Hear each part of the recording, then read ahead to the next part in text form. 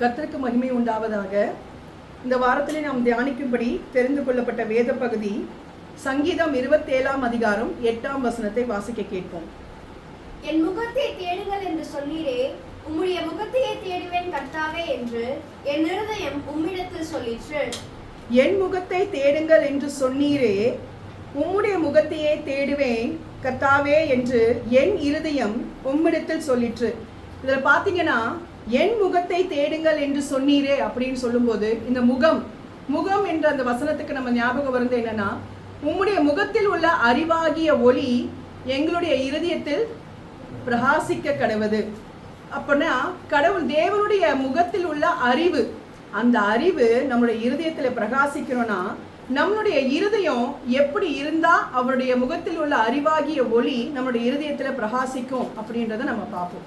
அதுக்கு முன்னாடி நம்முடைய இருதயம் எப்படி எந்த விதமான இருதயங்களா நம்ம இருக்குன்றத நம்ம இந்த நாள்ல நம்ம ஆராய்ந்து பார்க்கணும். அதுக்கு எபிரேயர் 3 அதிகாரம் 12 வசனத்துல ஒரு இருதயம் சொல்லப்பட்டிருக்கு. அதை வாசிக்க கேட்போம். சகோதரரே, ஜீவனுள்ள தேவனை விட்டு விலகுவதற்கு ஏதுவான அவிசுவாசம் உள்ள பொல்லாத இருதயம் உங்களில் ஒருவனுக்குள்ளும் இராதபடிக்கு நீங்கள் எச்சரிக்கையாயிருங்கள். இங்க பாத்தீங்கன்னா, இன்னொரு வாட்டி வாசிங்க. சகோதரரே, ஜீவனுள்ள தேவனை விட்டு விலகுவதற்கு ஏதுவான அவிசுவாசம் உள்ள பொல்லாத இருதயம் உங்களில் ஒருவனுக்குள்ளும் இராதபடிக்கு நீங்கள் எச்சரிக்கையாயிருங்கள். இங்க பாத்தீங்கன்னா, பொல்லாத இருதயம், அவ்விசுவாசம் உள்ள பொல்லாத இருதயம் உங்களில் ஒருவனுக்குள்ளும் இராதபடிக்கு நீங்கள் எச்சரிக்கையாயிருங்கள். அவ்விசுவாசம் உள்ள பொல்லாத இருதயம், இந்த பொல்லாத இருதயம் யாருக்குள்ள இருந்ததுன்னு பாத்தீங்கன்னா, நம்ம 2 காரியங்களை பழைய ஏற்பாட்டுல இருந்து நம்ம பார்த்துக்கலாம். பழைய ஏற்பாட்டு காரியங்கள் நம்ம சொல்லப்பட்டிருக்கு எதுக்குன்னா, அது எல்லாமே திருஷ்டாந்தமாக தான் நமக்கு சொல்லப்பட்டிருக்கு. நமக்கு அது ஒரு பாடமா எடுத்துக்கணும், ஒரு லெசனா எடுத்துக்கணும். அந்த தப்பை நம்முடைய வாழ்க்கையில நம்ம செய்யாம இருக்கிறதுக்கு தான் இந்த பழைய ஏற்பாட்டுல நம்ம ஒரு சில வசனங்களை நம்ம பார்ப்போம். எரேமியா 7 அதிகாரம் 22 இருந்து 24 வசனங்களை நம்ம வாசிக்க கேட்போம். எரேமியா 7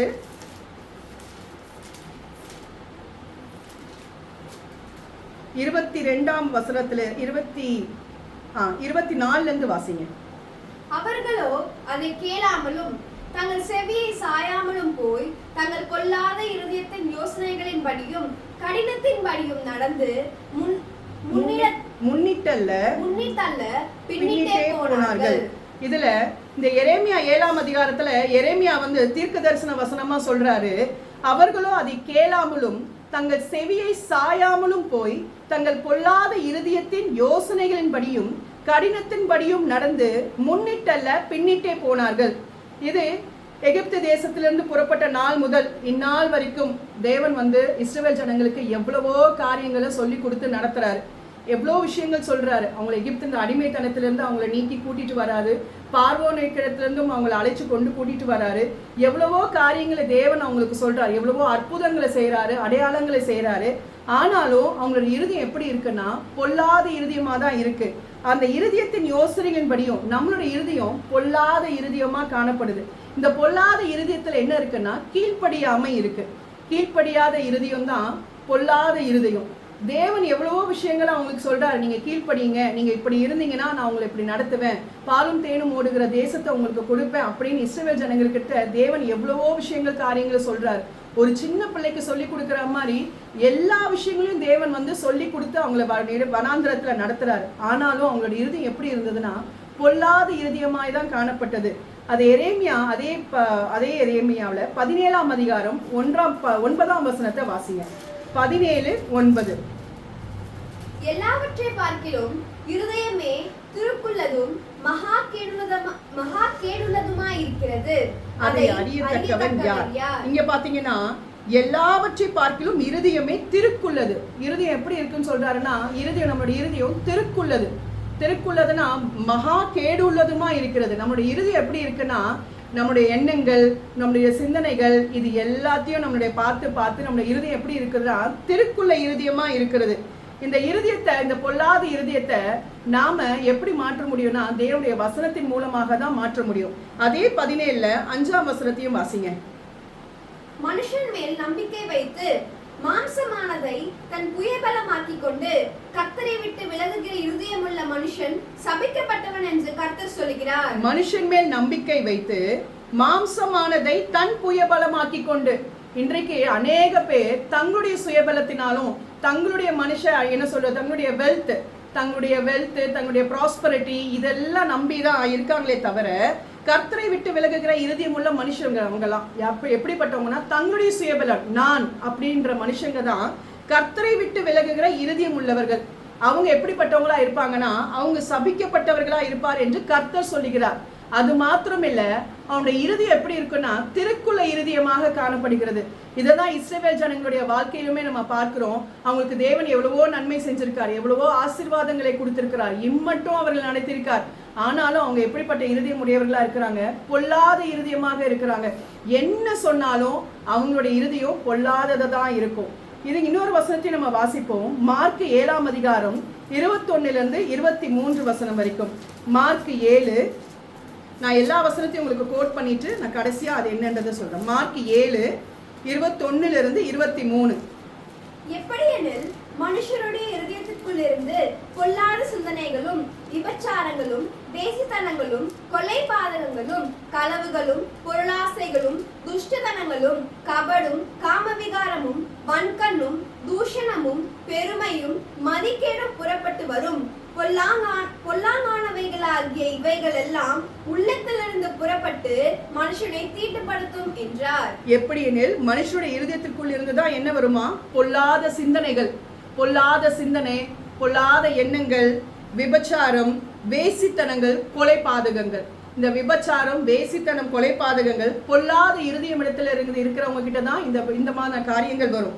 அது மாத்திரம் கல்ல, களவுகளும் பொருளாசைகளும், அப்புறம் துஷ்டத்தனங்களும் கபடு காம விகாரமும் வன்கண்ணும் தூஷணமும். இந்த வன்கண்ணும் தூஷணமும் பாத்தீங்கன்னா கொலோசியர் 3ஆம் அதிகாரத்துல சொல்லப்பட்டிருக்கிறது. வன்மையான வார்த்தைகள், தூஷணமான வார்த்தைகள் உங்களுடைய வாயிலிருந்து புறப்படலாகாது.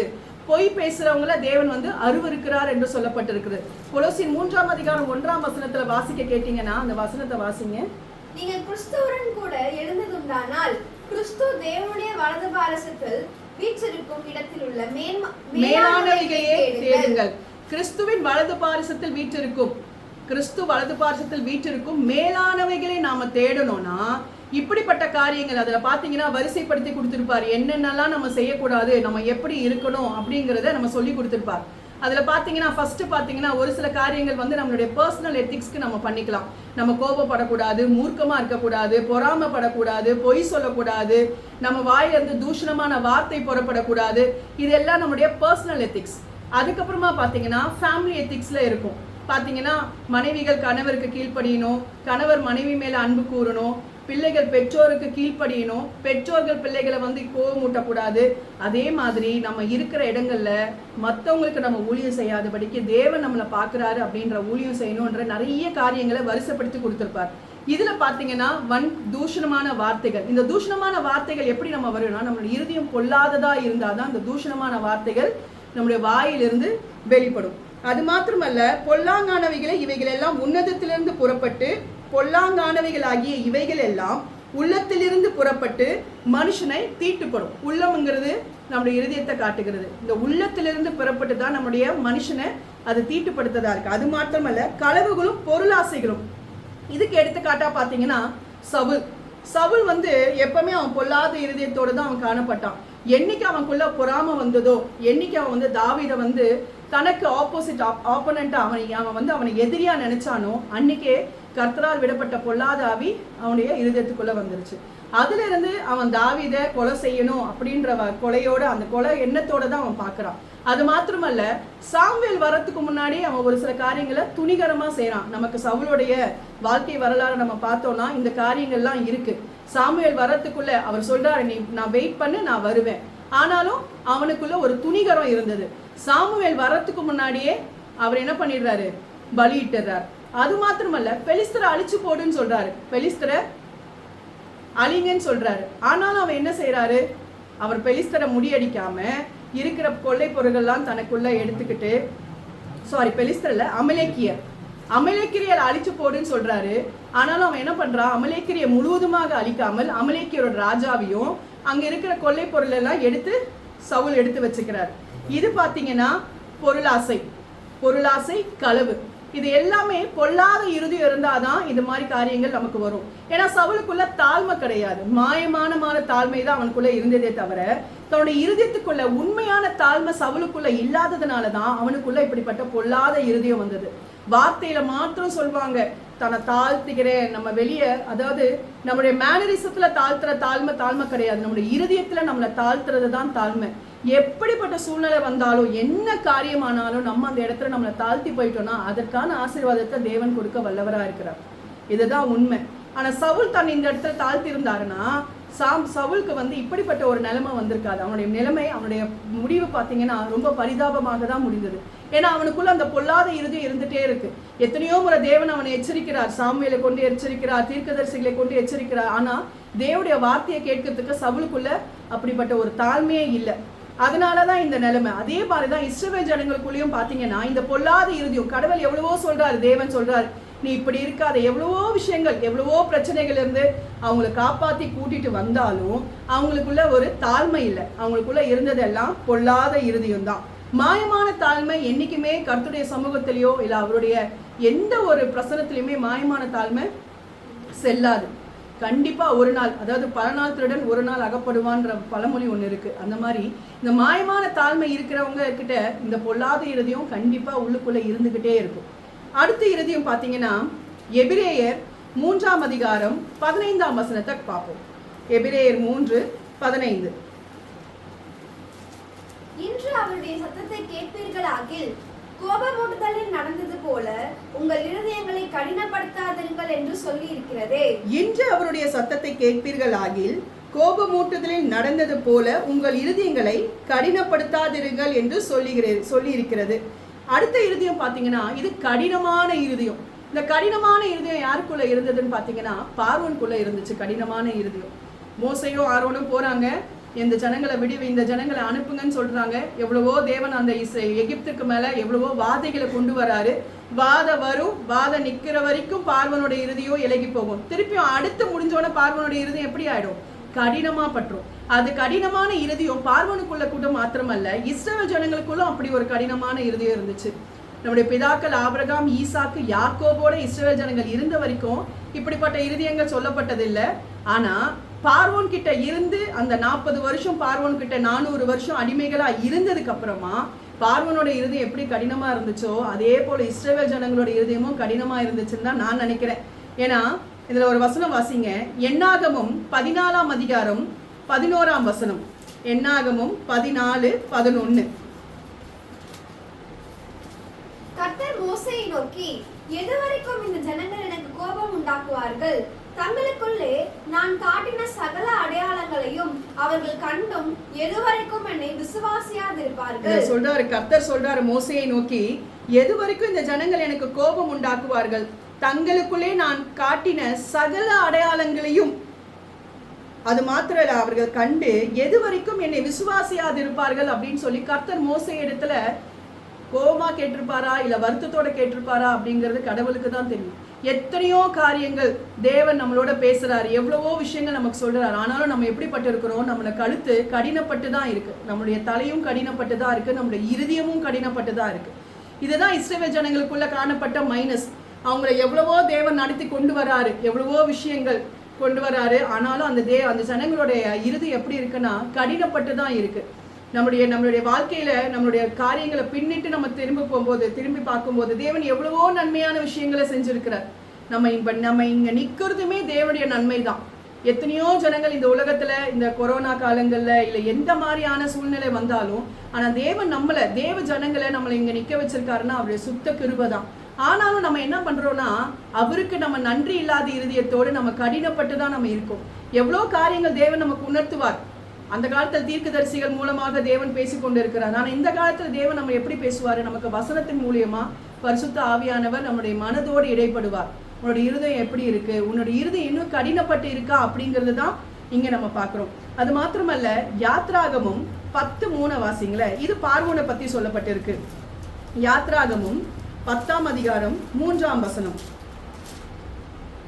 அப்படியே மோசேயும் ஆரோனும் பார்வோனிடத்தில் வந்து, உன்னை தாழ்த்த எதுவரைக்கும் மனதில்லாதிருப்பாய்?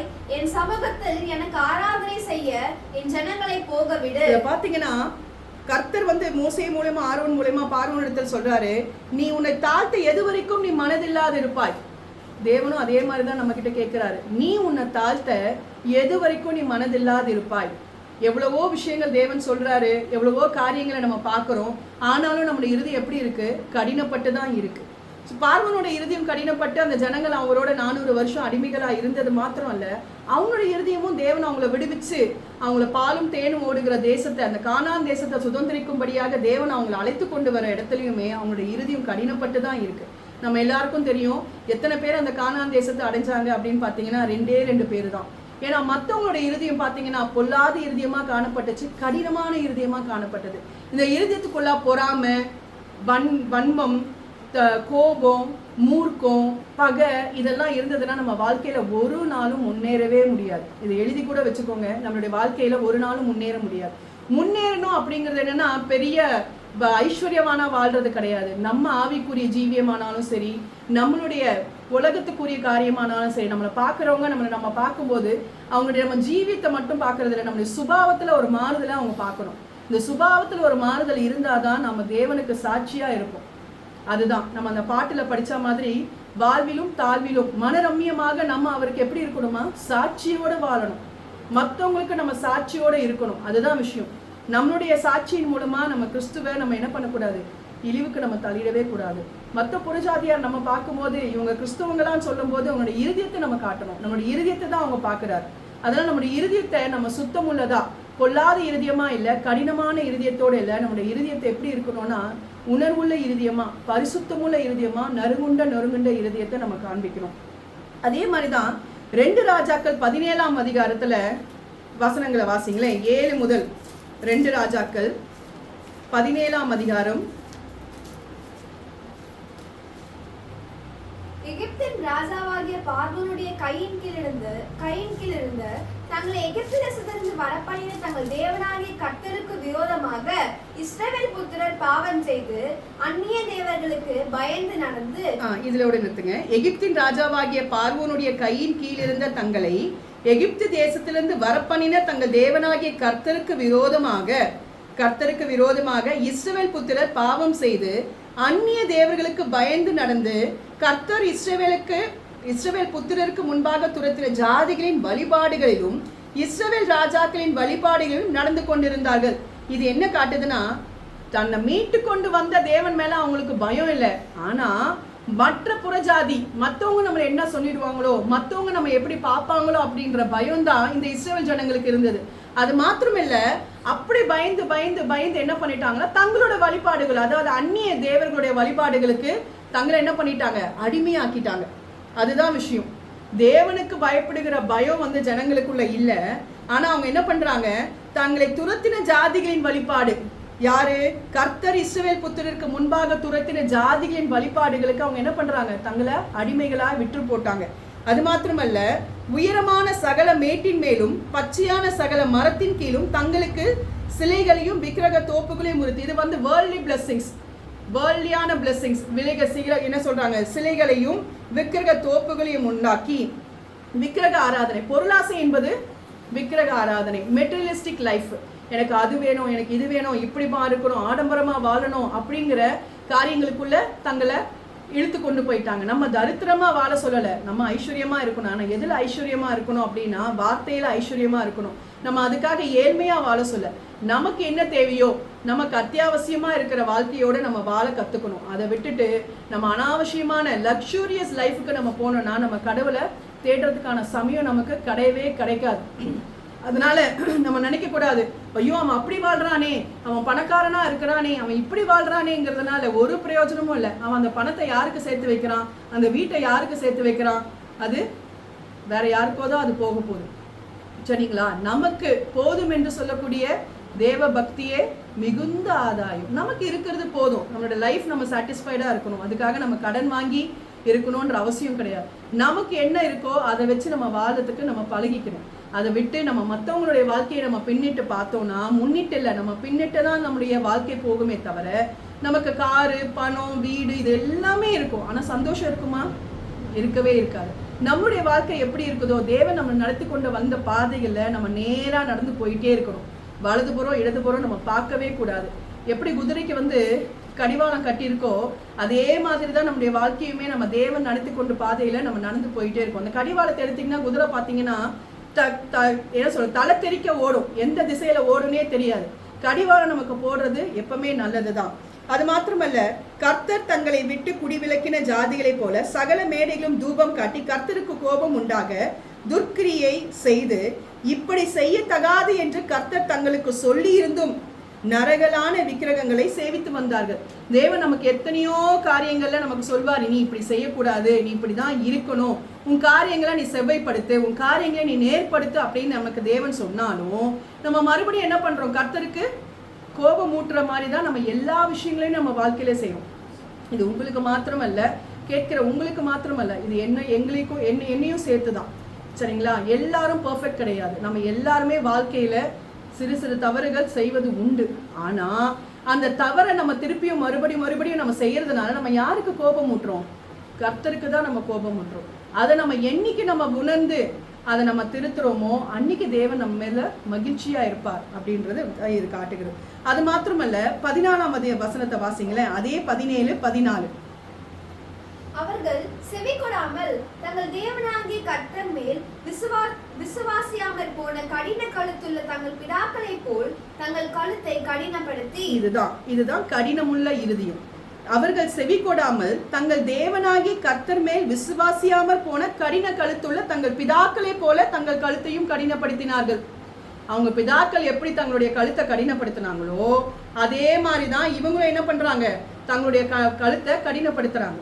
இப்படிப்பட்ட காரியங்கள் நம்முடைய ஜீவியங்களை காணப்படவே கூடாது. நம்ம நிறைய வாட்டி நம்ம நிறைய சத்திய உபதேசங்களை நம்ம கேட்டு நம்ம என்ன சொல்றோம், நம்ம இந்த சர்ச்சுக்கு வெளியே போன உடனே நம்மளோட இருதயம் எப்படி மாறிடுமா, வேற இருதயமா மாறிடும். உட்காரும் போது நமக்குள்ள ஒரு உணர்வு வரும், ஐயோ நம்ம இனிமேல் இப்படி இருக்கக்கூடாது, நம்ம இந்த மாதிரி காரியங்களை நம்ம ஜீவியங்கள்ல இருந்து எடுத்து போடணும் அப்படின்னு நம்ம நினைப்போம். ஆனா நம்மளை என்ன பண்ண விட முடியாது, அதை நம்மளை செய்ய விடாது. ஏன் சொல்லுங்க? நமக்குள்ள வசனம் இல்லை, நமக்குள்ள ஆவியின் அபிஷேகம் இல்லை. இது ரெண்டும் இருந்தா நம்ம இப்படிப்பட்ட காரியங்களை நம்ம மறுபடியும் தேடி நம்ம என்ன பண்ண மாட்டோம், ஓட மாட்டோம். இது மாத்திரம் கிடையாது, நம்ம நடக்கிற நம்மளுடைய லைஃப் ஸ்டைல், நம்மளுடைய மேனரிசம், நம்ம மற்றவங்களோட பேசுற காரியங்கள்ல கூட நமக்கு என்ன வேணும், ஒரு தாழ்மை வேணும். இந்த தாழ்மை இருக்கிறவங்கள தேவன் கண்டிப்பா உயர்த்துவார், அது நிச்சயம். தாழ்மை உள்ளவர்களை தேவன் உயர்த்த வல்லவரா இருக்கிறார். ஆனா தாழ்மை வேணும், மாயமான தாழ்மை கிடையாது, உண்மையான தாழ்மை. தேவ சமூகத்துல நம்ம உண்மையா தாழ்த்தணும். தேவ சமூகத்துல மாத்திரம் இல்ல, நம்ம மற்றொரு இடத்துலயும் நம்மளை தாழ்த்தணும். இந்த தாழ்மை இருக்கிற இடத்துலதான் இப்படிப்பட்ட பொல்லாத இருதயமோ கடினமான இருதயமோ காணப்படாது. அது மாத்திரமல்ல, சங்கீதம் 78ஆம் அதிகாரம் 18ஆம் வசனத்தை வாசிங்களேன். இது கடினமான இருதயம் இருக்கிறவங்க எப்படி தங்களுடைய இருதயத்தை வச்சிருப்பாங்கன்றத பாருங்க. தங்கள் இச்சைக்கேற்ற போசனத்தை கேட்டு தங்கள் இருதயத்தில் தேவனை பரீட்சை பார்த்தார்கள். தங்கள் இச்சைக்கேற்ற போஜனத்தை கேட்பாங்க, தங்கள் இஷ்டத்துக்கு வாழ்வாங்க. கடினமான இருதயம் இருக்கிறவங்க எப்படி இருப்பாங்கன்னா, தங்களுடைய இஷ்டத்துக்கு வாழ்வாங்க. நீ என்ன வேணாலும் சொல்லு, ஓகே, இந்த காதல வாங்கி இந்த காதல விட்டுற வேண்டியதுதான். தங்களுடைய இஷ்டத்துக்கு தான் வாழ்வாங்க. அவங்களுக்கு கடின கழுத்துள்ளவர்கள், அவங்க நம்ம என்னைக்குமே வளைக்கவே முடியாது. தங்களுடைய இஷ்டத்துக்கு ஏற்று, தங்களுக்கு இச்சைக்கேற்ற போஜனத்தை கேட்டு, அப்படின்னா என்னன்னா இஷ்டத்துக்கு வாழ்வது. தேவனுடைய சித்தத்தின்படி அவங்க வாழ மாட்டாங்க, தங்களுடைய இஷ்டத்துக்கு ஏற்றா போலயே இருப்பாங்க. நமக்கு எவ்வளோ வேணும் நம்ம அட்வைஸ் பண்ணுவோம், அவங்க கேட்டுப்பாங்க, ஓகே எல்லாமே நல்லா கேட்டுப்பாங்க. ஆனா எப்படி இருப்பாங்க, அவங்க இஷ்டத்துக்கு தான் வாழ்வாங்க. இதுதான் கடின கழுத்துள்ளவர்கள், இதுதான் கடினமான இருதயம் உள்ளவர்கள். நீதிமொழிகள் 28ஆம் அதிகாரம் 14ஆம் வசனத்தை வாசிங்களேன். நீதிமொழிகள் 28:14.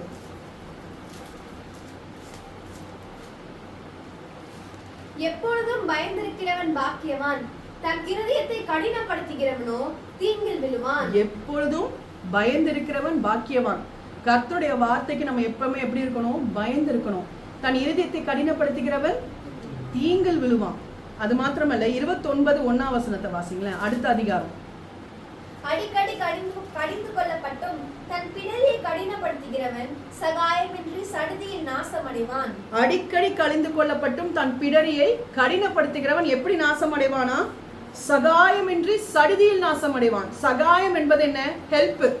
சடுதினா என்ன, அப்படி அவனுக்கு நாசம் வரும். தன் அடிக்கடி கடிந்து கொள்ளப்பட்டும் தன் பிடரியை கடினப்படுத்துகிறவன். எவ்வளவோ தேவன் சொன்னாலும், எவ்வளவோ விஷயங்கள் நம்ம சொன்னாலும், நம்மளுடைய பிடிரையை நம்ம கடினப்படுத்தணும்னா நமக்கு எப்படி நாசம் வரும்?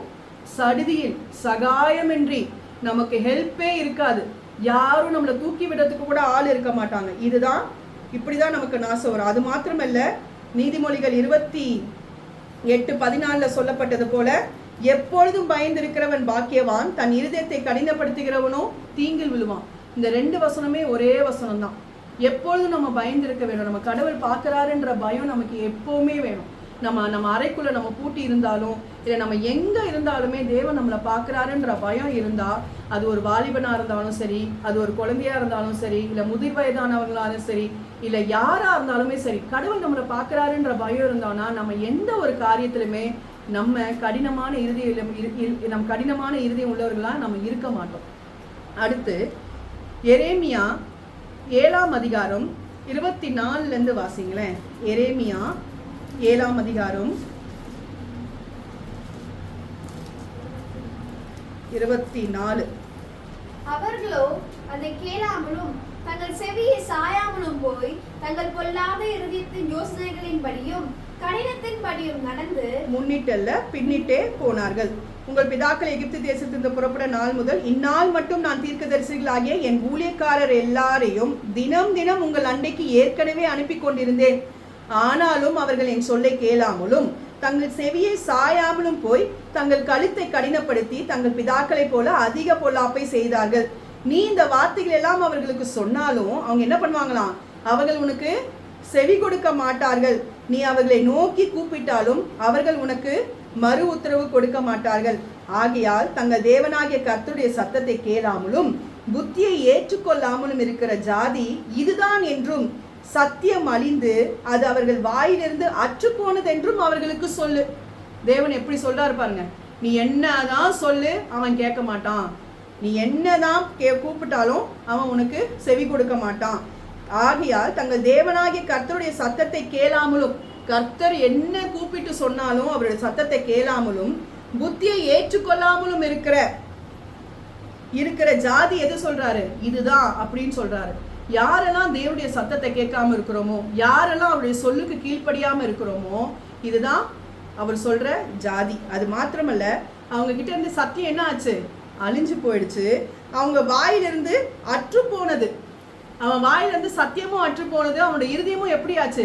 கடினமான இருதயமா ஆயிடுச்சு. என்னதான் பார்வோன்னு பார்த்தீங்கன்னா, அவன் இருதயம் கடினப்பட்டு கடைசியில் அவன் என்ன ஆனான்? அழிஞ்சுதான் போனான். அவனை தூக்கி விடுறதுக்கு இல்லை. அதுதான் சடுதியில் நாசம் வந்தது. செங்கடல் அவங்களை என்ன பண்ணிடுச்சு? மூடி போட்டுருச்சு. அவங்களுக்கு சடுதியில் நாசம் வந்தது. சகாயமே கிடையாது. இஸ்ரவேல் ஜனங்களுக்கு தேவன் சகாயம் இருந்தார். அவர்களுக்கு மேக ஸ்தம்பமும் அக்கினி ஸ்தம்பமும் கொடுத்து அவங்களை தேவன் வழிநடத்தி வந்தார். அவங்களுக்கு ஒரு சகாயத்தை தேவன் கொடுத்தார். ஆனா பார்வோனுக்கு எந்த ஒரு சகாயமும் கிடையாது. அவன் சடுதியில நாசம் அடைஞ்சான். ஆனா இந்த கடினமான இருதயத்தெல்லாம் நாம எடுத்து போட்டு நம்ம இருந்தோம்னா, தேவன் சொல்றாரு 23ஆம் வசனத்துல, என் வாக்குக்கு செவி கொடுங்கள். வாசிங்க. வாக்குக்கு செவி கொடுங்கள், அப்பொழுது நான் உங்கள் தேவனாயிருப்பேன், நீங்கள் என் ஜனமாயிருப்பீர்கள். நான் உங்களுக்கு கற்பிக்கும் எல்லா வழியிலும் நீங்கள் உங்களுக்கு நன்மை உண்டாகும்படிக்கு நடவுங்கள் என்ற விசேஷத்தையே அவர்களுக்கு சொல்லி கட்டளையிட்டேன். தேவன் சொல்றாரு, என்னுடைய வாக்குக்கு செவி கொடுத்தா நான் உங்களுக்கு தேவனா இருப்பேன். நீங்க எனக்கு என்ன பண்ணுவீங்க? நீங்க என் ஜனமா இருப்பீர்கள்.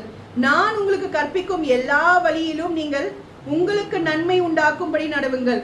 நான் உங்களுக்கு கற்பிக்கிற எல்லா விஷயத்திலும் நீங்க எப்படி நடக்கணும்? நன்மை உண்டாகும்படி நடந்தீங்கன்னா நான் உங்களுக்கு தேவனா இருப்பேன் அப்படின்ற சொல்றாரு. இன்னொரு விஷயம் இயேசு சொல்றாரு, மத்தேயு 13ஆம் அதிகாரம் 15ஆம் வசனம். மத்தேயு 13:15. இந்த ஜனங்கள் கண்களினால் காணாமலும் காதுகளினால் கேளாமலும் இருதயத்தினால் உணர்ந்து மனம் திரும்பாமலும் நான் அவர்களை ஆரோக்கியமாக்காமலும் இருக்கும்படியாக அவர்கள் இருதயம் கொழுத்திருக்கிறது. அவங்க இருதயம் எப்படி இருக்குதா? கொழுத்து இருக்குதா.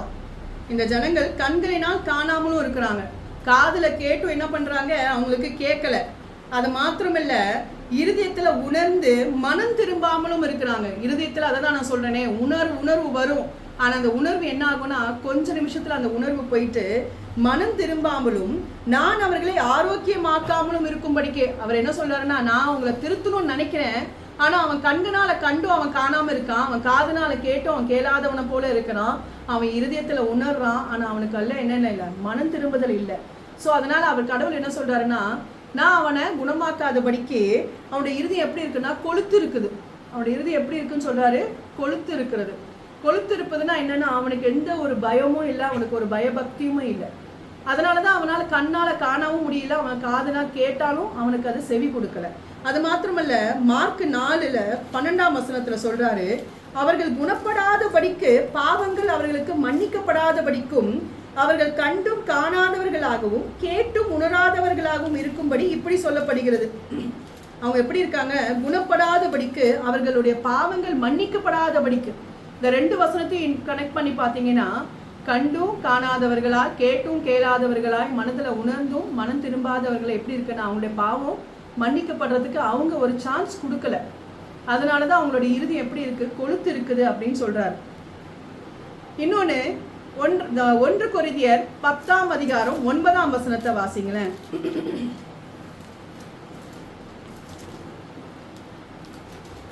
அவர்களில் சிலர் கிறிஸ்துவை பரீட்சை பார்த்து பாம்புகளால் அழிக்கப்பட்டார்கள், அதுபோல நாமும் கிறிஸ்துவை பரீட்சை பாராதிருப்போமாக. இந்த இதுல பாத்தீங்கன்னா இந்த இன்சிடென்ட் நமக்கு எல்லாருக்குமே தெரியும். இஸ்ரவேல் ஜனங்கள் வனாந்திரத்துல அவங்க தேவனுக்கு கோபம் ஊட்டினதுனால கொள்ளிவாய் சர்ப்பங்களை தேவன் விடுறார். அங்க பாத்தீங்கன்னா இஸ்ரவேல் ஜனங்கள் அதுல கடிபட்டு நிறைய பேர் இறந்து போறாங்க. அதுல ஒரு சிலர் கூக்குரலிட்டு கர்த்தாவே எங்களை காப்பாத்துங்க அப்படின்னு சொல்லும் போது தேவன் வந்து அங்க ஒரு காரியத்தை நடப்பிக்கிறாரு. அது என்னாகமும் 21:5 பாத்தீங்கன்னா, ஜனங்கள் தேவனுக்கும் மோசேக்கும் விரோதமாக பேசி, நாங்கள் வனாந்திரத்திலே சாகும்படி நீங்கள் எங்களை எகிப்து தேசத்திலிருந்து வரப்பண்ணினது என்ன? இங்கே அப்பமும் இல்லை தண்ணீரும் இல்லை, இந்த அற்பமான உணவு எங்கள் மனதுக்கு வெறுப்பாய் இருக்கிறது என்றார்கள். எது அற்பமான உணவுன்னு சொல்றாங்க? எதை சொல்றாங்க இங்க இஸ்ரவேல் ஜனங்கள்? மன்னா. மன்னா என்பது தேவனுடைய வார்த்தை. அந்த வார்த்தை அவங்க என்ன சொல்றாங்க இஸ்ரவேல் ஜனங்கள், எங்களுக்கு எப்படி இருக்கான், எப்படி இருக்கு, வெறுப்பா இருக்கிறது, வெறுப்பா இருக்கான். தேவனுடைய வசனத்தை கேட்கறதுக்கு இந்த ஜனங்களுக்கு எப்படி இருக்கான், வெறுப்பா இருக்கான். அதனால என்ன பண்றாரு, அப்பொழுது கர்த்தர் கொள்ளிவாய் சர்ப்பங்களை ஜனங்களுக்குள்ளே அனுப்பினார். இதுக்கப்புறம் வாசிச்சிங்கன்னா என்ன நடந்ததுன்றது தெரியும். இந்த இஸ்ரவேல் ஜனங்களுக்கு மன்னா வெறுப்பா இருந்துச்சு. நமக்கும் அப்படிதான். ஒரு சிலருக்கு நமக்கு வசனத்தை கேட்கிற மாத்திர, வசனம்னா வார்த்தை மாத்திரம் இல்லை, அட்வைஸை கேட்கும்போது நமக்கு வெறுப்பா இருக்கும், நமக்கு எரிச்சலா இருக்கும். அப்போ தேவன் நம்மளை என்ன பண்ணுவாரு, கொள்ளிவாய் சர்ப்பத்தை வச்சுதான் நம்மளை அடிக்கணும். ஸோ இப்படி இந்த கடினமான இறுதியும் நமக்குள்ள இருந்த, நான் என்ன சொல்றேன்னா, அட்வைஸை நீங்க கேளுங்க. நான் கேட்கறதுனால உங்களுக்கு என்ன ஆக போகுது, என்னைக்கு இருந்தாலும் என்னைக்காச்சும் ஒரு நாள் அந்த அட்வைஸ் உங்களை காப்பாற்றும். என்னைக்கா இருந்தாலும் அந்த அட்வைஸ் உங்களுக்கு அது என்னைக்குமே நல்லது தான். இந்த வசனத்தை அற்பமாக என்றது தான் கடிந்து கொள்வதை அலட்சியம் பண்ணுவது. தேவன் எவ்வளவோ காரியங்களை சொல்றாரு. இந்த ஜனங்களுக்கு என்ன சொல்றாங்க, நான் எகிப்திலேயே இருந்திருப்பேனே, எங்க நீ அந்த பாவத்திலேயே மூழ்கி இருந்திருப்ப, அங்கேயே இருந்தா நீ நாசமா தான் போய் ஆகணும். ஆனா அந்த அட்வைஸ் அவங்க கேட்கறதுக்கு அவங்களுக்கு வந்து என்ன இல்லை, இஷ்டம் இல்லை. இதுதான் அவங்களுக்குள்ள இருந்த கடினமான இருதயம். இந்த பார்வோனுக்குள்ள இந்த கடினமான இருதயம் காணப்பட்டுச்சு, இஸ்ரவேல் ஜனங்களுக்குள்ளும் கடினமான இருதயம் காணப்பட்டது. இந்த கடினமான இருதயத்தினால எந்த ஒரு பிரயோஜனமும் கிடையாது. நம்மள தேவ சமூகத்தில் நம்ம தாழ்த்திடணும். 2 கையை தூக்கி கர்த்தாவே அப்படின்னு சொல்லி அவருடைய சமூகத்தை நம்ம முழுக்க அவரை நம்மளை தாழ்த்தினா, இப்படிப்பட்ட காரியங்கள் இருந்து தேவன் நமக்கு விளக்க வல்லவரா இருக்கிறார். அதுதான் சொல்றேன், என் சொல்லுக்கு நீ கீழ்ப்படிஞ்சனா நான் உனக்கு தேவனா இருப்பேன். ஆனா நீ என் சொல்லுக்கு நீ கீழ்ப்படியலைன்னா உனக்கு என்ன ஆகும், சடுதியில் சகாயமின்றி தான் நீ நாசமா போகணும் அப்படின்றதான் இங்க சொல்றாரு. வார்த்தை, தேவனுடைய வார்த்தையை நம்ம என்னைக்குமே கேட்கணும். நம்ம வசனங்களை வாசிக்கணும், உபதேசங்களை நம்ம வாசிக்கணும். நம்ம எப்படிப்பட்ட சூழ்நிலை இருந்தாலும் அந்த வார்த்தை நமக்கு ஒரு நாள் இல்லைன்னா ஒரு நாள் நமக்கு அது கண்டிப்பா கை கொடுக்கும். நீங்க பாருங்க, நீங்க ஒரு சுச்சுவேஷன்ல நீங்க மாட்டிக்கிட்டீங்கன்னு வச்சுக்கோங்களேன், நமக்கு அது என்ன பண்ணணும்னு நமக்கு தெரியாது. நம்ம ஒன்றும் இல்லை, ஒரு 2 நிமிஷம் நம்ம கண்ண மூடி கர்த்தாவே எனக்கு இதுக்கு நல்ல ஒரு ஆலோசனை கொடுங்க, நீங்க எங்களோட இருந்து நீங்க எனக்கு இதுக்கு துணையா இருந்து செய்யுங்கன்னு சொல்லி பாருங்க. அந்த சூழ்நிலையை தேவன் அவ்வளோ அற்புதமா மாற்ற வல்லவரா இருக்கிறார். அதுக்கு நம்ம எப்படி இருக்கணும், நம்மளுடைய இருதயம் பொல்லாத இருதயமா இருக்கக்கூடாது, கடினமான இருதயமா இருக்கக்கூடாது. நம்மளுடைய இருதயம் உணர்வுள்ளதா இருக்கணும். கிறிஸ்துவோட வலது பாரிசத்தில் இருக்கும் மேலானவைகளை தேடணும்னா நம்முடைய இருதயம் உணர்வுள்ள இருதயமா இருக்கணும். நம்மளோட இருதயம் நன்றியுள்ள இருதயமா காணப்படணும். இப்படி இருந்தாதான் தேவன் நம்மளை வந்து தப்புவிக்க வல்லவரா இருப்பாரு. அவரையே நம்ம ஏமாத்தணும்னா ஒண்ணுமே செய்ய மாட்டார், ஒண்ணுமே செய்ய மாட்டார். நீ சத்தமிட்டு கூப்பிட்டாலும் அவர் சொல்லும் போது நீ கேட்கல, நீ சத்தமா கூப்பிடும் போது அவர் உன்னை கேட்பாரா? கேட்கவே மாட்டார். அடுத்து இருதயம் பாத்தீங்கன்னா அதே எபிரேயர் 3ஆம் அதிகாரம் 10ஆம் வசனத்தை வாசிங்களேன்.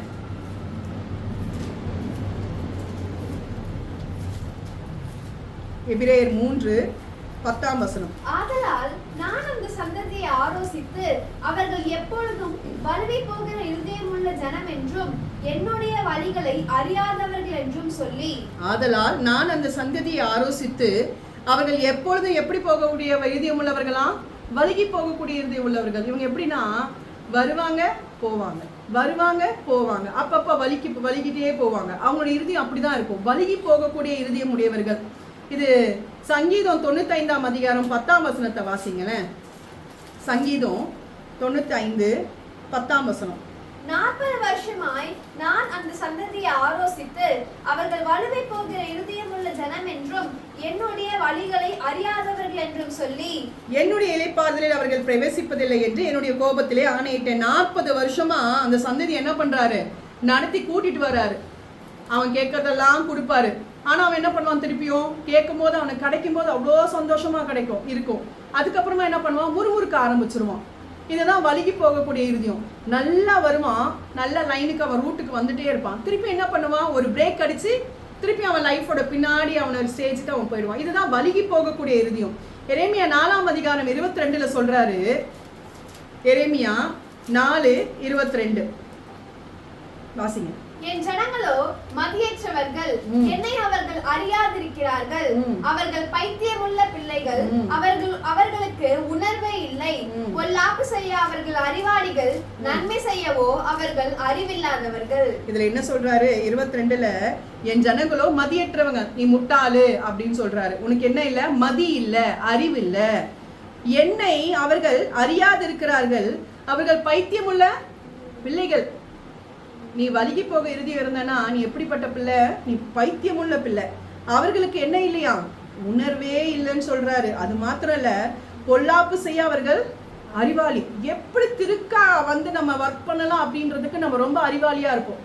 அந்த அறிவை நம்ம வேற விஷயங்களை பிரயோஜனப்படுத்தணும்னா நமக்கு தேவனுடைய சாட்சியை நம்ம தக்க வச்சுக்கலாம். அது இல்லை, அது மாத்திரம் இல்லை, நன்மை செய்யவோ அவர்கள் அறிவில்லாதவர்கள். பொல்லாப்பு செய்யறதுக்கு அவங்க அறிவாளியா இருப்பாங்க, ஆனா நன்மை செய்யறதுக்கு அவங்களுக்கு என்ன இல்லை? அறிவு கிடையாது. நிறைய ஜனங்க பார்த்தீங்கன்னா, தப்பா சொல்லலை, அவங்களுக்கு பொல்லாப்பு செய்யறதுக்கு அவங்களுடைய அறிவு, அவங்களுடைய மைண்ட் அப்படி கால்குலேட் ஆகும், வேலை செய்யும்.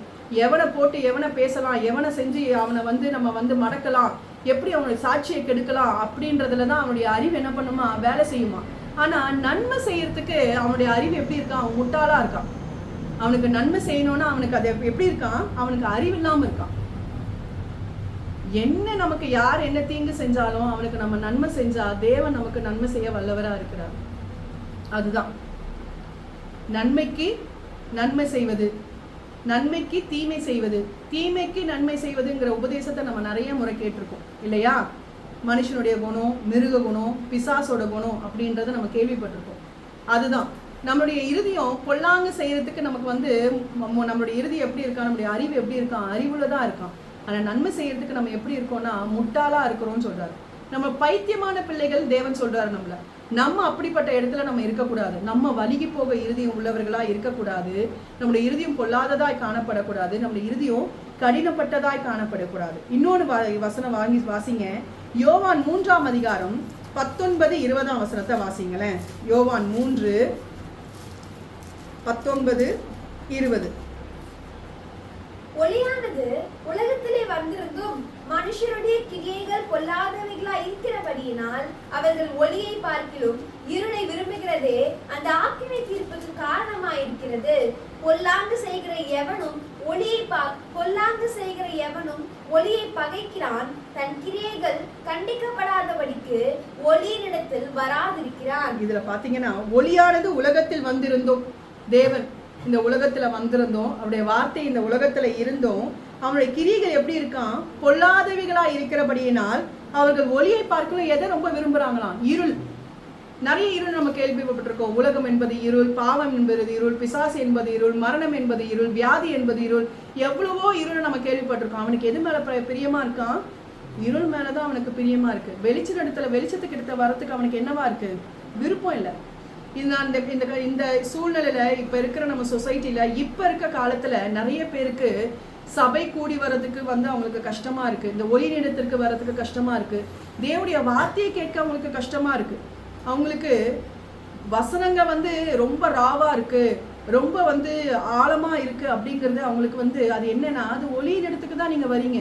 உங்களுக்கு எப்படி நாங்க சொல்லணும்? ஒரு கதையை சொல்லி உங்களுக்கு அதை விளக்கி அப்படி சொல்றதுதான் அவங்களுக்கு பிடிச்சிருக்கு. அவங்களுக்கு அந்த 1 மணி நேரமும் அவங்களுக்கு ஒரு என்டர்டெயின்மெண்ட் நம்ம கொடுத்தோம்னா அது அவங்களுக்கு பிடிக்குது. ஆனா நம்முடைய வசனத்தின்படி, உபதேசத்தின்படி, தேவன் சொன்ன வாக்கின்படி நம்ம சொல்றது ஜனங்களுக்கு எப்படி இருக்குன்னா அவங்களுக்கு அது பிடிக்கல. அது மாத்திரமல்ல, பொல்லாங்கு செய்கிற எவனும் ஒளியை பகைக்கிறான். பொல்லாங்கு செய்கிறவன் எல்லாரும் என்ன பண்றாங்க? தேவனை பகைக்கிறார்கள். அது மாத்திரமல்ல, ஒளியின் இடத்திலும் வராதிருக்கிறான். சத்தியத்தின்படி செய்கிறவனோ தன் கிரியைகள் தேவனுக்குள்ளாய் செய்யப்படுகிறது என்று வெளியாகும்படிக்கு ஒளியின் இடத்தில் வருகிறான். யாரு சத்தியத்தின்படி நடக்கிறாங்களோ அவங்க தான் ஒளியின் இடத்தில் வரத்துக்கு தைரியம் உள்ளவர்களா இருக்கிறார்கள். ஆனா இது வேண்டாம், இந்த இருளை விரும்புகிறதே அந்த ஆக்கினை தீர்ப்புக்கு காரணமா இருக்கிறது. அவங்களுக்கு இருள் தான் பிடிச்சிருக்கு. அவங்களுக்கு சத்தியம் பிடிக்கல. அவங்களுக்கு சத்தியம் இல்லாத உலக காரியங்கள் தான் அவங்களுக்கு பிடிச்சிருக்கு. அதனாலதான் அவங்க இருளை நோக்கி போறாங்க. ஆனா நம்ம பிரகாசம் உள்ள ஜனங்கள், நம்ம பகலுக்குரியவர்கள், நம்ம வெளிச்சத்தின் பிள்ளைகள், நம்ம வசனத்துக்கு கீழ்ப்படிந்து தேவனுடைய வார்த்தையின்படி நடக்கக்கூடியவர்களாக நாம இங்க காணப்படுகிறோம். ஆனா நம்ம இருளுக்கோ இரவுக்கோ கூறியவர்கள் அல்ல. நம்ம வெளிச்சத்தின் பிள்ளைகள், பகலுக்குரியவர்கள்.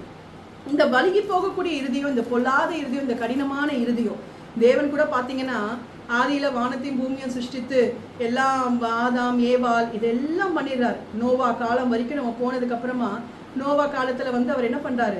மலையை வருஷிக்க பண்ணி அழிச்சிடுறாரு. அதுக்கப்புறமா அவர் மனவேதனை படுறாரு. ஏன்னா அந்த ஜனங்களுடைய மனசு எப்படி இருக்கு? பொல்லாததா தான் இருக்குன்னு அவரை கண்டு என்ன சொல்றாரு? நான் திருப்பி அந்த தப்பை செய்ய மாட்டேன்.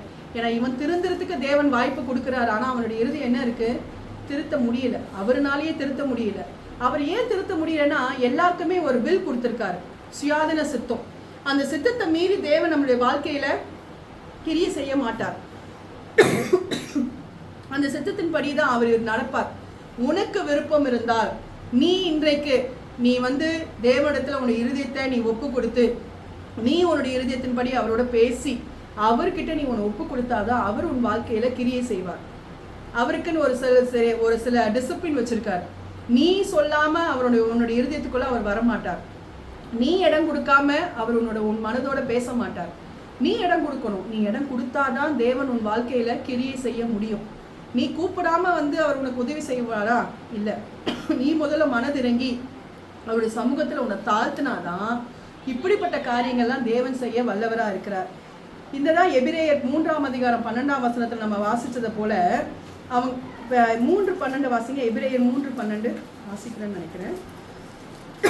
சகோதரரே, ஜீவனுள்ள தேவனை விட்டு விலகுவதற்கு ஏதுவான அவிசுவாசம் உள்ள பொல்லாத இருதயம் உங்களில் ஒருவனுக்குள்ளும் இராதபடிக்கு நீங்கள் எச்சரிக்கையாயிருங்கள். அதுதான், அவிசுவாசம் உள்ள பொல்லாத இருதயம் நமக்குள்ள வராதபடிக்கு, கடினமான இருதயம் நமக்குள்ள இராதபடிக்கு, அது மாத்திரமல்ல வலிகி போகக்கூடியோ நம்மளுடைய இருதயம் வராதபடிக்கு நம்ம எப்படி இருக்கணுமா? எச்சரிக்கையா இருக்கணும். அப்படி இந்த இருதயங்கள் எல்லாம் நம்ம நீக்கி உணர்வுள்ள இருதயம், நமக்குள்ள நன்றி உள்ள இருதயம், பரிசுத்தமான இருதயம், நொறுங்குண்ட இருதயம் இருந்ததுன்னா தேவன் நம்முடைய வாழ்க்கையில பெரிய காரியங்களை செய்ய வல்லவரா இருக்கிறார். தாவீதுக்குள்ள எப்படிப்பட்ட இருதயம் காணப்பட்டது? அவன் நொறுங்குண்ட இருதயம் உடையவனா இருந்தான். அவன் தன்னை லிட்ரலா அழுவாங்க. அவன் லிட்ரலா அழுவக்கூடிய ராஜா. நம்ம அழுவோமா?